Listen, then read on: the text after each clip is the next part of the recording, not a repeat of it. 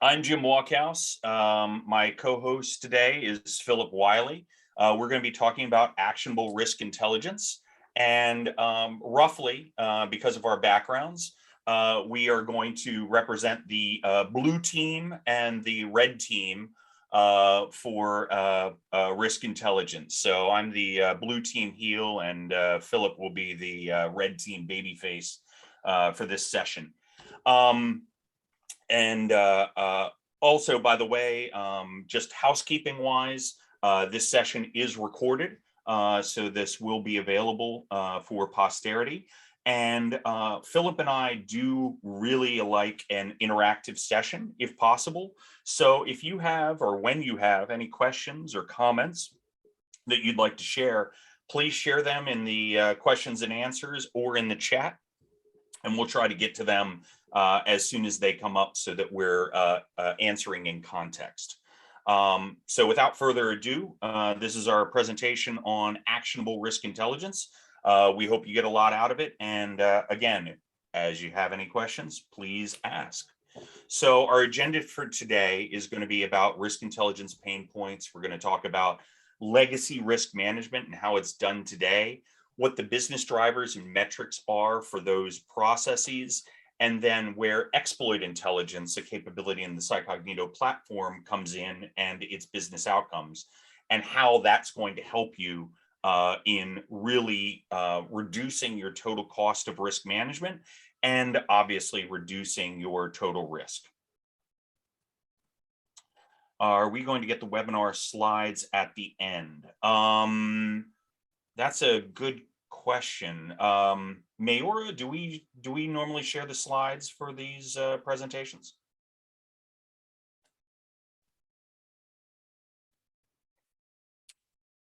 We'll get an answer to that shortly, Valerian.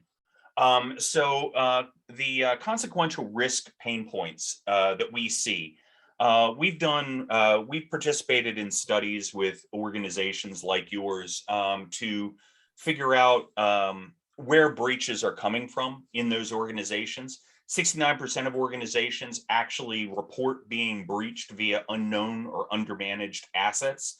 This is something that you can see in ESG research from October 2021. And really what the problem is a problem of lacking visibility and testing of all of the assets that are in the attack surface. Not having that visibility means that you have exploitable blind spots that are going to be used by attackers.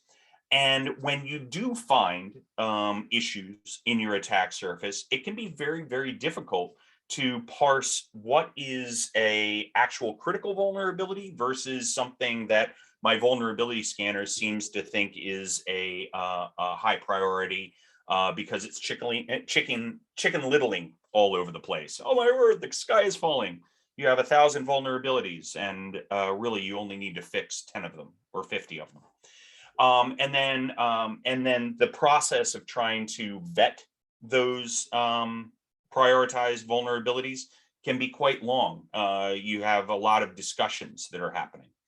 And then that results in resolving risks takes way too long. Some organizations are reporting 3 to 6 months on average just to fix a critical issue. I just recently saw reporting about how prolific or how ubiquitous Log4j still is in environments, unpatched Log4j. In other words, systems that are still vulnerable to Log4Shell are still in the attack surface.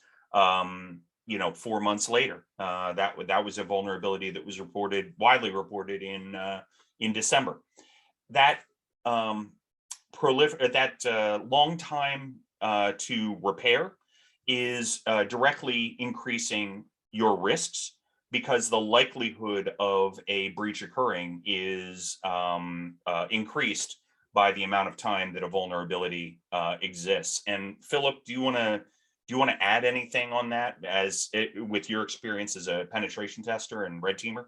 Sure. And one of the things too that one of the in one of our meetings recently that was brought up was the CISA comment on how that 48% or half of the vulnerabilities are exploited within 48 hours of discovery by threat actors. So that's a kind of a good thing to throw out there first. But from my pen testing days, one time I had a pen test that I was performing for a customer, and fortunately for them, it involved a retest. So after the pen test was done, 90 days later, we went back and tested the effectiveness and the progress of the remediation.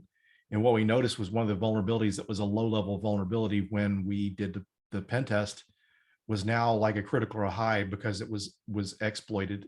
So just the need for remediation is very important, and just the way Psi Cognito helps with the prioritization of remediation is just one of the big values of this product. Just one of the few, but a very important feature.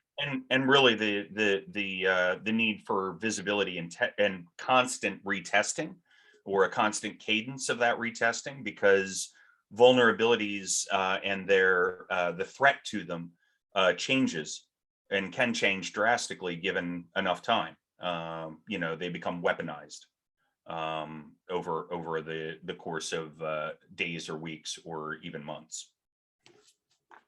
Definitely, when just the way things evolve, with shadow IT, people spinning up cloud instances that you may not know about, as Right, you right. mentioned. It's not just that your attack surface is changing, but the threat to that attack surface is changing as well. Exactly. And part of the problem of really understanding that is this kind of um, architectural diagram of legacy external risk management.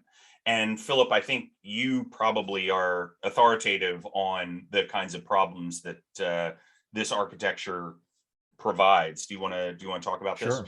Yeah, yeah, definitely. Because when you're performing pen tests, you're following a lot of these steps. So you see the manual discovery, the manual attribution and classification, the manual risk detection, manual prioritization, and remediation.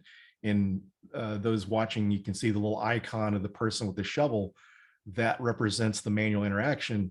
And one of the things you run into when you require manual intervention, sometimes steps get missed. You got your run book, and if a step is skipped, maybe you're under pressure to get this pen test done in a certain amount of time, things kind of get missed. And that's where our platform helps, the automation piece. But you can see all the different tools that are used throughout that. And these are, the different attributes that are used during vulnerability scanning, part of vulnerability management programs and pen testing. And so you can kind of see that the negative consequences is asset and risk visibility of 10 to 70%. That's not good. That percentage that you're not able to see is just out there hanging for threat actors to exploit. MTTR that is 2 times the 25 times too long, hundreds of hours of risk asset and risk validation. And one of the things we run into is the skills gap in the industry and the skills shortage.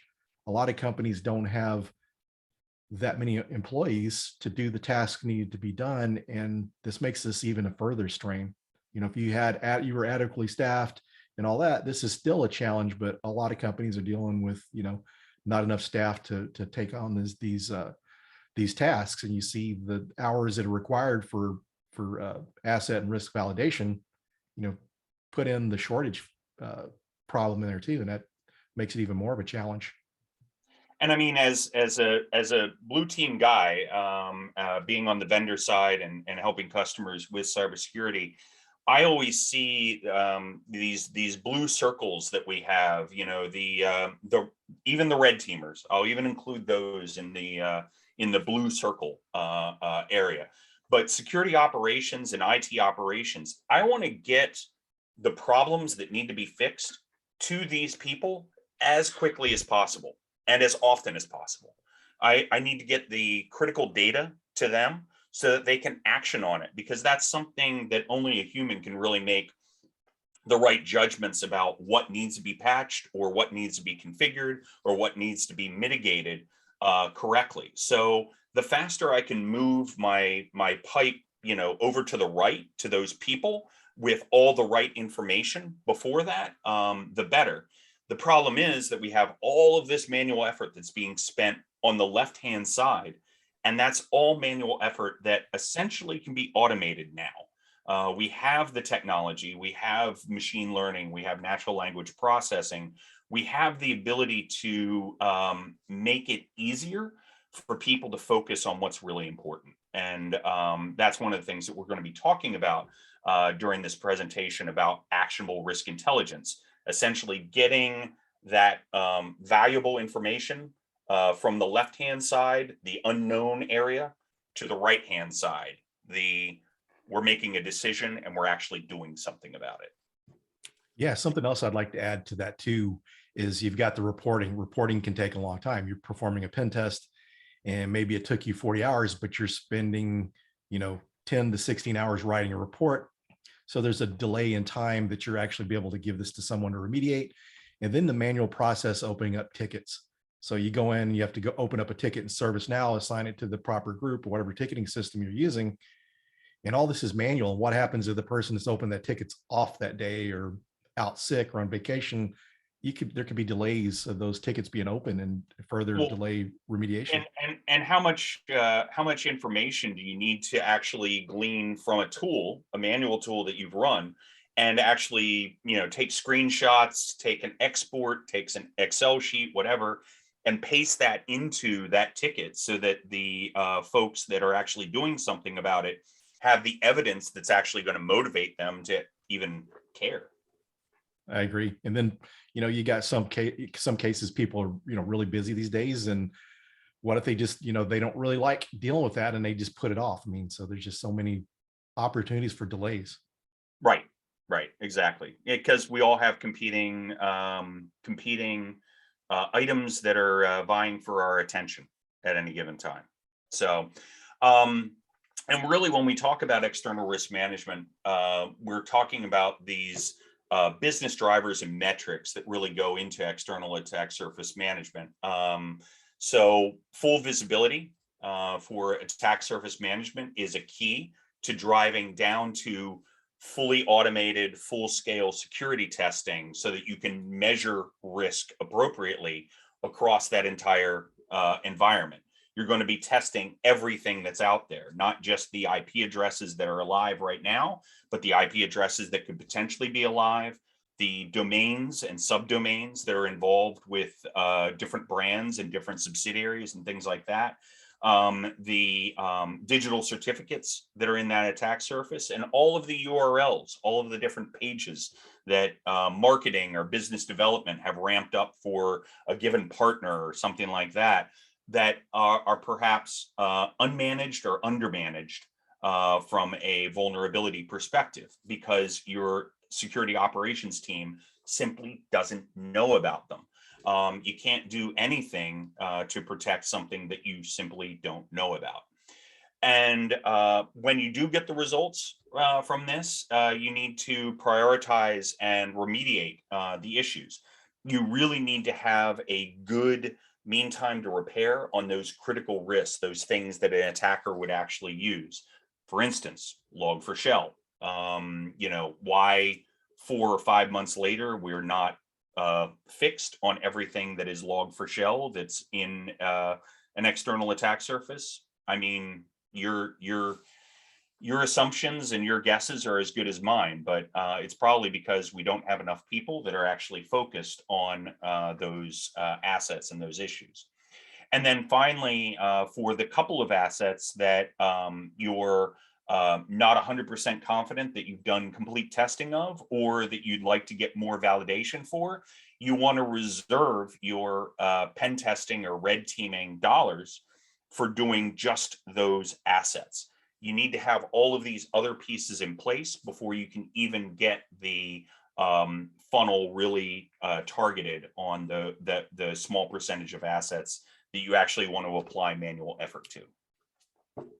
So what we've seen for external risk management is a lot of organizations have anywhere from 30 to 70% visibility into all of the different assets that are in subsidiaries, that are in the cloud, that are different applications or API security, things like that. They also lack context for those things in order to get communication to the right people to actually go out and test them and address them. When it comes to automated full-scale security testing, it's even less of a percentage. Out of the 30 to 70% that people have visibility of, they're maybe testing half. They're maybe testing a quarter of those assets. That means that overall, for the entire attack surface, they have very, very little actual risk visibility into all of the assets that are out there, because they simply haven't measured the risk appropriately. That means that they're focusing on the couple of things that they've tested, but they're missing all of the other things that still need to be tested. They have no visibility. That means that we're spending a lot of time trying to get to all of those assets, and that is making our mean time to repair way, way too long. There's limited evidence, limited guidance on what to do, and integrations are typically lacking from a lot of security tools, because traditionally, security tools are really interested in other security tools versus really interested in IT operations. And when we get into the last part of the pen testing funnel here, there really is a need for real-time intelligence that accelerates that pen testing spend on the things that really need to be retested and validated. And a lot of what we've built into what we call exploit intelligence is about democratizing red teaming, basically making it so that you have a Philip-like ability on your shoulder that your team can use to get the most bang for the buck for your risk management spend. Anything you want to add on that, Phil? Yeah, one of the things I like to say too, one of the things I think that this platform is very, very helpful to pen testing and red teams is the fact that, okay, you're able to prioritize and see what things are really at risk and focus your time further testing those items. Because, there's a lot of these other things like SSL certificates and that sort of thing are really typically not that high a risk. That way it kind of shows you where you need to work, because pen testers are spread so thin. And so this helps focus. And one of the things too, that's kind of relevant to pen testing is pen testing and vulnerability assessments. You validate the vulnerabilities. The vulnerability scanning doesn't do that. So that's where you miss things there. But through our process, those vulnerabilities are being remediated. So whereas your other vulnerability scanners aren't validating that, this platform validates that. So anybody who's worked in cybersecurity has probably heard this quote from Sun Tzu: "If you know your enemy and know yourself, you need not fear the results of 100 battles." And really, when we talk about risk intelligence, what we're talking about is we're taking the attack surface risk that you have in your environment, and we're taking threat intelligence feeds, so the external threats that are going to be executing against those risks. And we're providing you with exploit intelligence. Essentially, these risks exist in your environment. You could try to remediate all of them, but you're not going to have the resources to do that. What you really need to focus on are the things that your enemy, these threat actors, are going to be focused on, the exploitable risks in your attack surface. So we're going to talk a little bit more about having that kind of intelligence at your beck and call, so that you can have predictable outcomes in every battle. If you know yourself, attack surface management, and know your enemy, threat intelligence, you can not fear the results of 100 battles. So that brings us to our architecture for risk management being done with a modern automated platform like Cycognito. When we're doing automated discovery, we're actually using a sophisticated bot network to discover all of the assets in your environment. We start with simply the information about your company's base URL. So give us your company name. We feed that into our network, and it starts processing. It uses machine learning and natural language processing to start looking at all the domains and subdomains, all of the various subsidiaries and acquisitions, brands, missions, departments, bureaus, what have you, that you have in your company. And it will start associating those things with all of the assets that are in your environment. So it's automated attribution and classification. That information includes domains and subdomains, digital certificates, URLs or web servers, as well as all of the IP ranges and IPs that are alive or not alive in that environment. It doesn't matter if it's in the cloud or in your personal cloud. If it is internet facing, our system is going to find it. And then you can use that information to really curate your CMDB.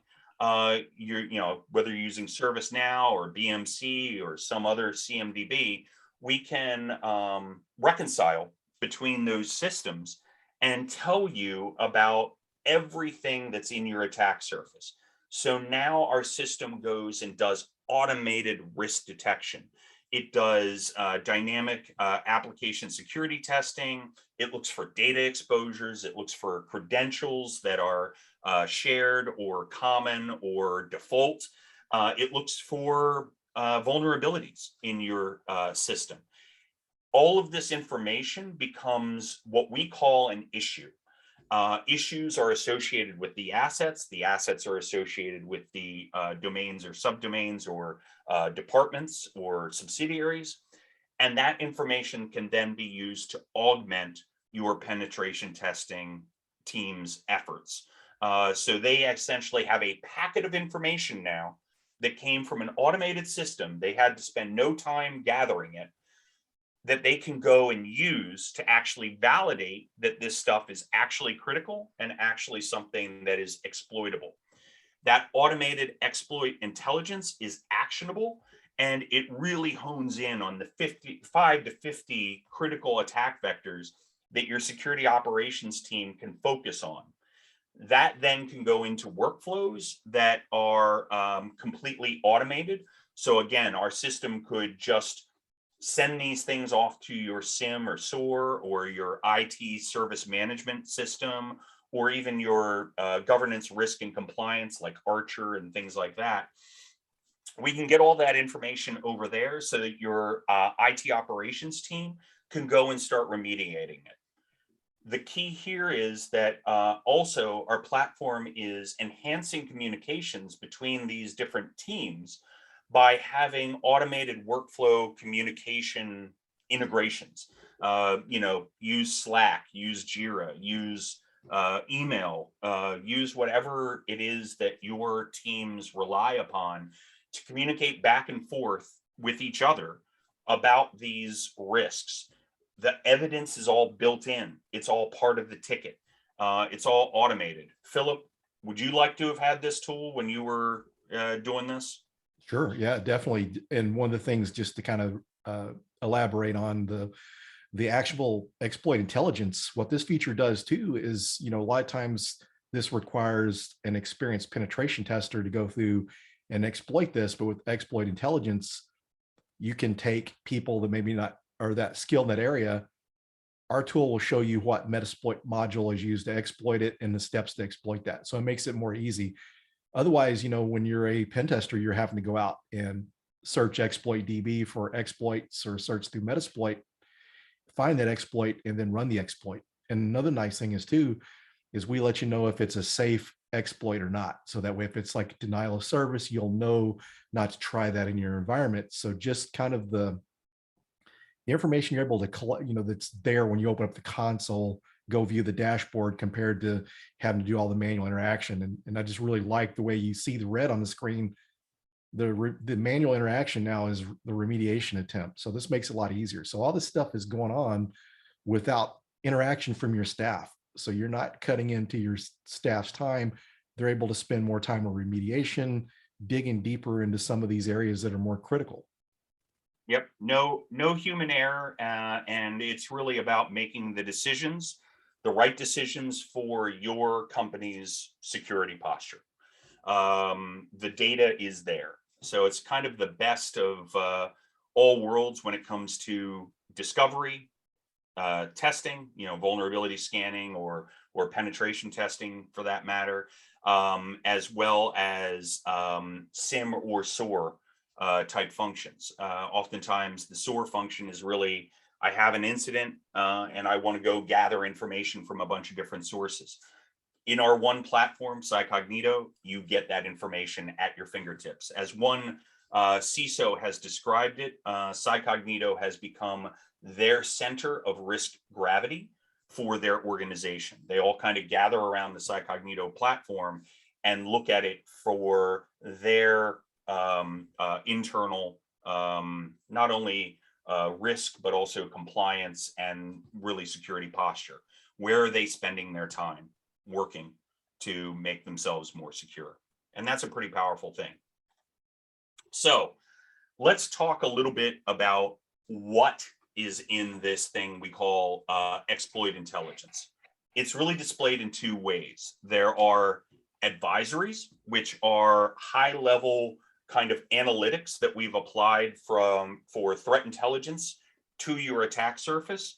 And as Philip mentioned, there's this validated function, essentially exploit intelligence within issues that allows your security teams to use our threat intelligence with the issue detection to really safely exploit or validate that the critical vulnerabilities or the critical risks that we're reporting on are actually exploitable.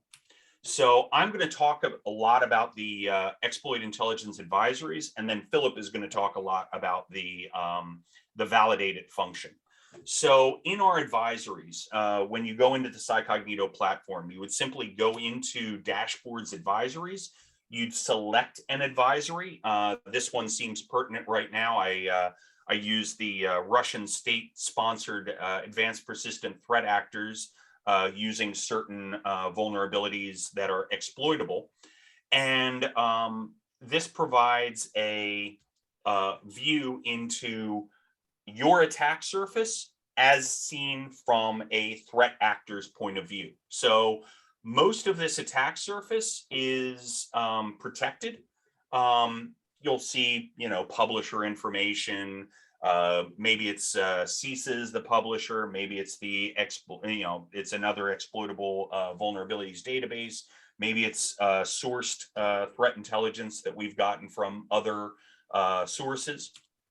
But the really valuable thing here is you get to see exactly what assets are potentially targeted by these threat actors. And by potential, we mean these are assets that may be running the right service, but aren't vulnerable. These may be assets that are running the right service that's vulnerable, that have countermeasures on them. These may be vulnerable services that are going to be attacked. The big thing is that we have this asset protection status showing you what systems are immune to the threat and what systems are actually vulnerable. So you can focus on that little red sliver, that 1% of the problem, and really go out there and fix that first. The nice thing is that if your CISO or somebody in the board is asking, hey, are we protected from Log4j, as an example? You could present this information to them and say, yes, we are. We have confidence that we've looked at every asset in our environment, we've tested every asset in our environment, and we are actually protected. Or you could say, no, we're not quite fully protected. Can you give us more resources so that we can go do this faster? And that's a very valuable way to do risk management. I mean, the board could also decide, hey, we're just going to accept that risk. It's not a big problem for us. Or we're in cyber insured and we're going to transfer it. There's several different ways to handle risk management. Unfortunately, in cybersecurity, pretty much the only option we ever get is mitigate it faster, fix it faster, patch it faster, change it faster, protect us. Help me, Obi-Wan Kenobi. You're my only hope. Yeah, if I could just interject here, one of the things that's nice too is the board or CISO or management wants to know how long is it going to take to remediate. You've got a percentage of things affected assets as well as the organization that's affected. So you can say this organization is affected, so that way you can give them more usable stats because the C levels and CISOs don't always want to dig down in details. They just need stats, and you're able to provide that to them quickly. And there's so many cases where these different vulnerabilities come about that are exploitable, and there's always this task of going out checking to see if we're vulnerable or not. Now, all the hours that you would spend doing that, you're able to access the console and see how you're affected. Yep, it's at your fingertips. And yeah, and we during this presentation, we're not even going to cover remediation planner, which Philip essentially alluded to, which is this ability to say, if my current grade is a D and I'd like to get to a C, what's the least amount of effort? Essentially, what are the fewest number of issues and assets I need to touch in order to get to that better grade? And we can do that with the Psycognito platform because we're measuring that risk holistically in one platform, and we can apply the analytics that get you there very quickly so that you can report on how fast you're actually remediating. Philip, do you want to take us through exploit intelligence in issues? Sure. Yeah, this is one of the things that I really love about the tool, coming from a pen tester background, is the exploit intelligence. Some of your vulnerability scanners, sometimes if you're lucky, they'll tell you how it's exploitable. But the nice thing with our platform, the exploit intelligence, we're sharing the module as well as the steps. You look on the right hand side of the screen where it says validate it. It shows the steps on how to validate that exploit and actually exploit it. It shows you all the commands related to that. Some of your vulnerability scanners may tell you the module, but they don't tell you how to perform the attack. And it's also, as I'd mentioned earlier, the safe to try. You got that little green checkbox. So always make sure you're looking at that before you go to validate, to make sure it's safe to try it, because you don't want to DOS your environment. And so that's one of the great things there. But Yep. as you see there, you got the framework as Metasploit, the module name and module type. Then the underground activity and MITRE. This is very valuable. A lot of organizations have seen the value of MITRE and starting to map things to MITRE, but we show you how this maps to MITRE. So it's the initial access is exploit public facing applications, and the persistence is server software component web shell. And so we even see underground activity, things that you'd find on the dark web. This is giving you intelligence. This is bringing, coupling, with the vulnerability scanners and different pen testing tools, you're not getting the underground activity piece. You may get a CVE and maybe the module, and then you get like a detailed description of that specific exploit. Once they've written the vulnerability, they're pretty much done. I used to work for a vulnerability vendor, and I mean that's what you get paid for, right? That content is out there, but exploiting it is not really a priority. They just want to be able to test for it and provide that information to you. The more, the better. And just to kind of one of the benefits I'd mentioned earlier too is just the fact that with the validation piece, you can take your staff members that maybe are not that skilled in pen testing, but you got the steps on how to perform the exploit and how to validate it. So this kind of helps do more with we talked about, have mentioned about the skills gap and the skills shortage. With this, this takes someone that's been managing your vulnerability scanner. They can go in and perform these tasks fairly easy. Yep. As we like to say, democratizing red teaming. And those modules really talk to three kind of business outcomes that you can talk to your upper management about, which is measuring risk effectively, or accurately, I should say, communicating risk effectively, which is really what MITRE ATT&CK is all about, is communicating that risk in a way that is kind of standardized for everyone, and then optimizing your risk management spend. So in other words, lowering your friction, lowering your total cost of ownership, for that attack surface, and doing it in the best way possible, so that you're getting the most benefit from your spend. So when we talk about these things discreetly, measuring risk accurately means you have to be assessing all of your risk. If you're only looking at half the assets, or you're only looking at 30% of the assets, you're not really measuring all of your risk. You're measuring part of your risk, right? And then prioritizing all those risks that you find is also a critical part of measuring risk accurately. If your process can automate active security testing, you can reduce the number of false positives that you're getting. You can reduce the number of false negatives, in other words, the unknown unknowns that are still out there. And you can get true positive validation. So in other words, that if you've identified this thing as a positive, that it is actually something that is exploitable in the wild. And then using this threat and risk-based prioritization, you get those advisories, those third-party alerts that correlate to your attack surface. So if it's not an attack that's affecting my industry, I don't need to know about it. If it's not something that is going to affect my attack surface, I also don't need to know about that. And then that percentage of vulnerable and protected report is fantastic for measuring your risk accurately. Also, obviously, communicating risk accurately. And really, this gives you orders of magnitude improvement in prioritization, where you might have 100 or 1,000 critical vulnerabilities per your vulnerability scanner. You can get that down to single digits or tens of vulnerabilities that you actually need to fix because they are exploitable right now.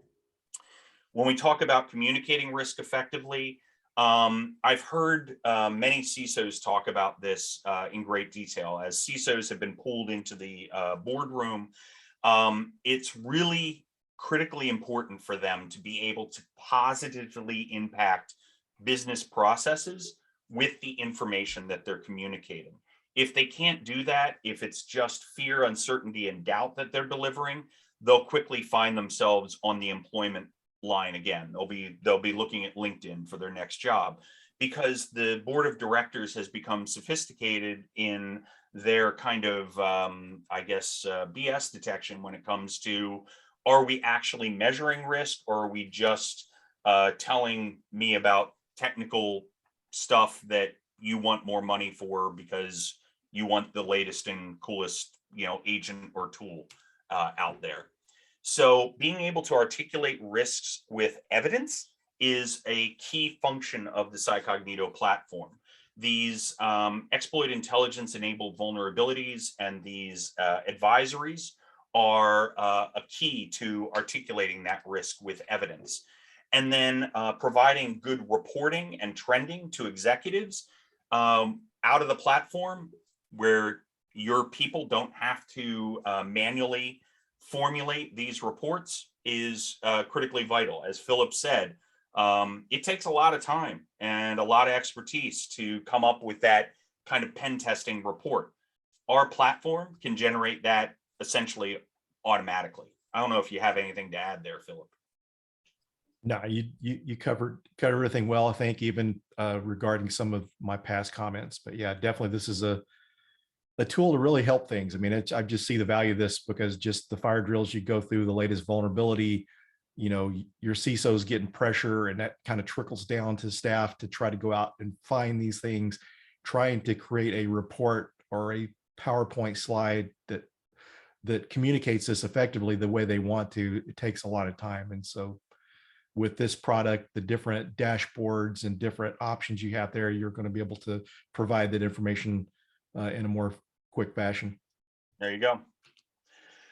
And then the final, maybe less obvious thing is you really need to be able to optimize your risk management spend. As in Cycognito's opinion, The way to do this is by automating and orchestrating all of those time-consuming and error-prone processes that people are doing now. You remember that legacy architecture slide with all of those manual processes, somebody kind of tediously digging a hole in order to plug this hole in the attack surface that they have a limited view of. Anything that we can do there to automate that is what we do as a technology company. We're not hiring a bunch of penetration testers. We're not hiring a bunch of people to do discovery or anything like that. That won't scale. That'll never scale. We are doing it with a machine, and a machine is really good at doing that job. And a machine does not get bored by doing it. It just finds everything. The way we do that is with this zero deployment and configuration module that is low or no maintenance for you. In other words, we're a SaaS-based platform that you don't have to spend any time grooming or telling your other systems about blacklists or whitelists or anything like that. In fact, the Cycognito platform, because it was designed by offensive security professionals, it is not something that your SIMs or your IDSs or your XDR is going to see coming. Okay. The bots are distributed globally, and each of them is going to be doing one discrete function against a given asset at any given time. It would be very, very difficult to correlate that information across the entire internet, which is what we're doing. And by having that internet scale for scanning and data modeling, we provide you with complete visibility into your environment and complete analysis and filtering for your entire attack surface. Then we have a great engine that allows us to automate workflows and exploit validation. So all of those pieces where you have gears that are going into SIMs or communication tools or GRC or ITSM, what have you, all of those things are literally a trigger from the Cycognito platform that goes through a easy drag and drop kind of workflow recipe, and then comes back out in a bidirectional flow back into the Cycognito platform, for instance, to update ticket status, to revalidate scans and do tests and things like that, to send out a report saying, hey, we're done, ding, that's easy. So in summary, we've talked about the two ways that risk intelligence is really provided in the Cycognito platform in exploit intelligence, and that is with advisories and with the validated function within issues. And as a next step, I would like to invite you to see our demonstration video. I didn't do a demo during this. Philip didn't do a demo during this. We simply show you screenshots, but there's a lot more to see in the demonstration. So I invite you to go see that demonstration video. It's ungated. You don't have to give us your email address or anything like that. Thank you for coming to this webinar, obviously. You can also sign up for a custom demo, and I invite you to download our Cycognito exploit intelligence data sheet that provides information that we provided you in this webinar. Philip, anything to add? No, I'd just like to thank everyone for joining us, and yeah, I highly recommend looking at a demo a little bit deeper. The value we provided here today is to describe some of those items. So when you go see the demo, you'll kind of understand what these functions perform and just kind of look at it a little bit deeper. But yeah, I highly recommend you check out the demo. Thanks for joining, everyone. See you all. Bye-bye.